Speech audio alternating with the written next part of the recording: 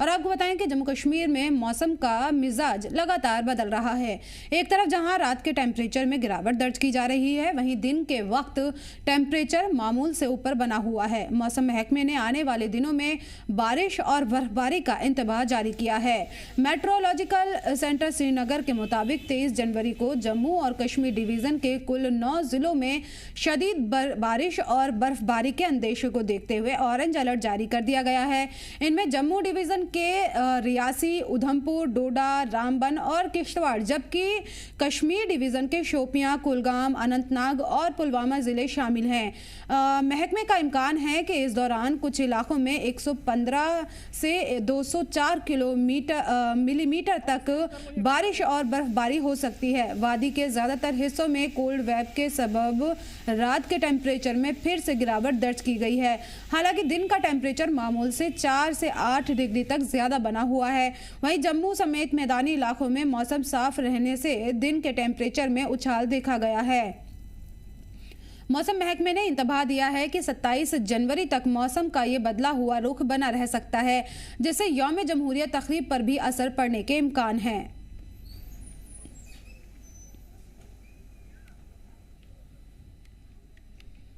आना चाहिए और ये बिल्कुल सेफ है, ऐसा कोई डरने की ज़रूरत नहीं है। ठीक है, और हमें तो ऐसा कुछ नहीं लगा। आर्मी यहाँ पे 24 घंटे मौजूद है, मुझे कोई परेशानी नहीं हुई। पुलिस यहाँ पे सपोर्टिव है। यहाँ पे ठंड काफ़ी ज़्यादा है, बट इस मौसम में हर साल मैंने सुना था बर्फ़ होती है, बट इस साल बर्फ़ नहीं पड़ी और ये दिखता है ग्लोबल वार्मिंग का। और यहाँ पे सड़कें यहाँ पे काफ़ी साफ़ है कंपेयर टू बाकी जगह जो मैं गया हूँ, दिल्ली में भी, तो उससे यहाँ पे काफ़ी साफ़ सुथरा है। और डल लेक को साफ़ करने की बहुत ज़्यादा ज़रूरत है, क्योंकि यहाँ के लोगों के रोजी रोटी और कारोबार इनसे चलता है, तो इसको साफ़ करना चाहिए थोड़ा। और इस टाइम ठंड काफ़ी ज़्यादा है और थोड़ी इस टाइम अगर बर्फ़ हो जाती तो ज़्यादा अच्छा रहता है।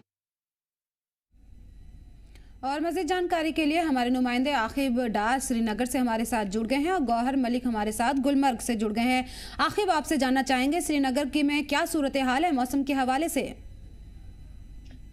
बिल्कुल यास्मीन, महकमा मौसमियात के पेशगोई के मुताबिक वादी में अब एक WD जम्मू कश्मीर को हिट कर रही है, जिसमें भारी बर्फबारी पहाड़ी इलाकों में और मैदानी इलाकों में भी हल्की बर्फबारी के साथ साथ बूंदाबांदी देखने को मिलेगी। आपको याद दिलाए कि चले कलान का पीरियड चल रहा है और इस चले कलान में काफी ज्यादा ठंड रहती है, लेकिन पिछले कई दिनों से जो खुशक साली हमने देखी है, जिससे काफी ज्यादा असरात जो है आगे आने वाले महीनों में पड़ सकते हैं। लेकिन बिल आखिर जो एक WD है जिसमें काफी ज्यादा मॉइस्चर है और जम्मू कश्मीर के पहाड़ी इलाकों में भारी बर्फबारी और मैदानी इलाकों में बूंदाबांदी देखने को मिल सकती है। फिलहाल श्रीनगर में आज भी -2.3 जो है रिकॉर्ड किया गया है और सुबह मॉर्निंग आवर्स में काफी ज्यादा ठंड रहती है और रात का तापमान जो है काफी ज्यादा उसमें गिरावट देखी जा रही है।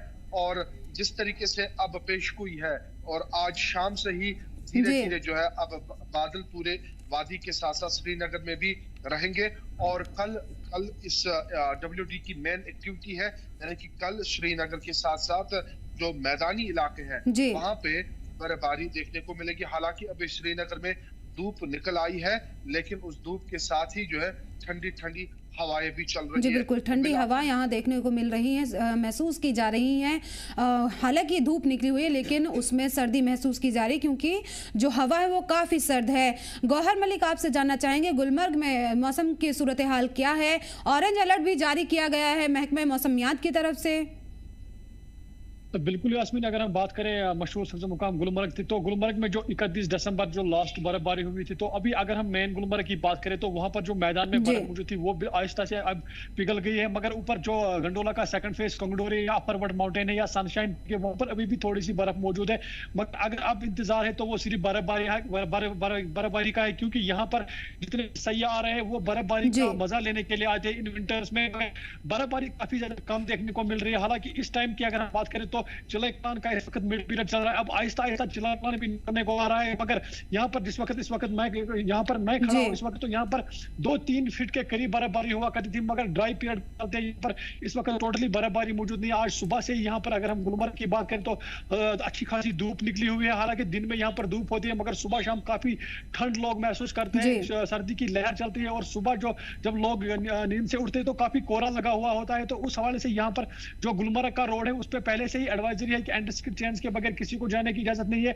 मगर अगर हम आज की बात करें तो महकमे मौसमियात की पेशन गोई के मतलब जो वेस्टर्न डिस्टर्बेंसेस अब यहाँ पर 22 जनवरी से हिट होने वाली है, तो उस हवाले से आज शाम से यहाँ पर मौसम खराब होने के चांसेस है। तो यहाँ पर जो एडमिनिस्ट्रेशन है पहले से ही एडवाइजरी जारी की गई है कि के पुलिस और यहाँ पर ट्रैफिक पुलिस को यह हिदायत दी गई कि किसी की भी गाड़ी कोई जो टूरिस्ट से बड़ी गाड़ी हो, लोकल गाड़ी हो, गुलमर्ग एंटी स्किड चेंज के बगैर जाने की इजाजत नहीं है। हालांकि यहाँ पर अगर हम बात करें तो इस वक्त यहाँ पर बिल्कुल ड्राई पीरियड चल रहा है। यहाँ पर बारामूला के जितने भी नदी नाले हैं वो बिल्कुल सूखे पड़े हैं।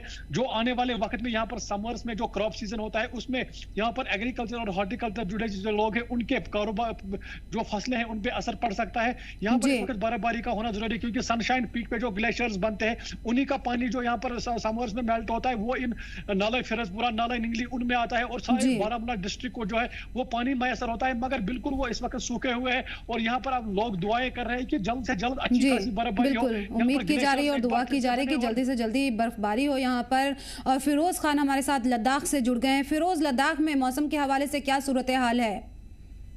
देखिए यास्मीन, अगर इस वक्त अगर हम मौसम की बात करें लद्दाख के अंदर तो हल्की सी धूप इस वक्त जो है वो यहाँ पे खिली भी है, लेकिन आसमान में जो अभी भी हम कह सकते हैं कि जो बादल है वो यहाँ पे नजर आ रहे हैं और हल्का सा जो कोहरा है वो इस वक्त अभी भी जो है पहाड़ों में यहाँ पे हमें देखने को मिल रहा है। और कहीं ना कहीं इस वक्त हम कह सकते हैं कि सर्दी में जो इजाफा है वो यहाँ पे हमें देखने को मिल रहा है यास्मीन, क्योंकि पिछले कई दिनों से देखा जा रहा था कि जिस तरीके से जो सर्दियां थी वो उरूज पे थी, लेकिन इस वक्त जो दर्जा हरारत है उसमें भी काफी तेजी से जो इजाफा है वो इस वक्त यहाँ पे महसूस किया जा रहा था 1-2 दिन पहले। लेकिन हम देख रहे हैं कि 2 दिन से जिस तरीके से जो धूप है यहाँ पे वो अच्छे से यहाँ पे निकल रही है और कहीं ना कहीं जो टेम्परेचर है उसमें भी कहीं ना कहीं जो है हम डाउनफॉल यहाँ पे देख सकते हैं। लेकिन अब जिस तरीके से बताया जा रहा है कि अगले आने वाले 1-2 दिनों में फिर से एक बार कहीं ना कहीं जो हिमालय से जो हिली एरिया पे वहां पे भी वेस्टर्न डिस्टर्बेंस यहाँ पे हमें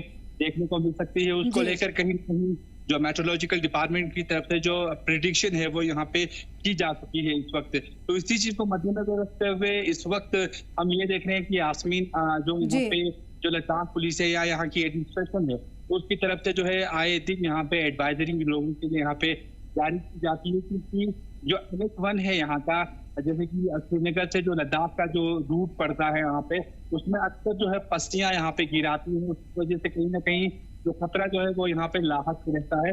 तो उसी के मद्देनजर कहीं ना कहीं जो है अक्सर लोगों से हिदायत की जाती है कि लोग जब भी ट्रैवल करें यहाँ पे, जब भी सफर करें तो यहाँ पे SOP को फॉलो करें यहाँ पे। तो उसी चीज का असर इस वक्त यहाँ पे देखा जाता है। और उसके अलावा भी कहीं ना कहीं जो है ट्रैफिक की तरफ से जो है हर रोज जो अपडेट है, स्पेशली जो लोग ट्रैवल करते हैं आगे पीछे का रुख करते हैं उनके लिए भी एडवाइजरी जो है वो यहाँ पे देखने को मिलती है। और इसके अलावा भी आपको बता दें कि कहीं ना कहीं जो ग्लोबल वार्मिंग का असर है, हम कह सकते हैं कि जो मौसम में जो तब्दीली है वो इस वक्त यहाँ पर काफी 2-3 सालों से जो है वो हमें यहाँ पे देखने को मिल रही है यास्मीन।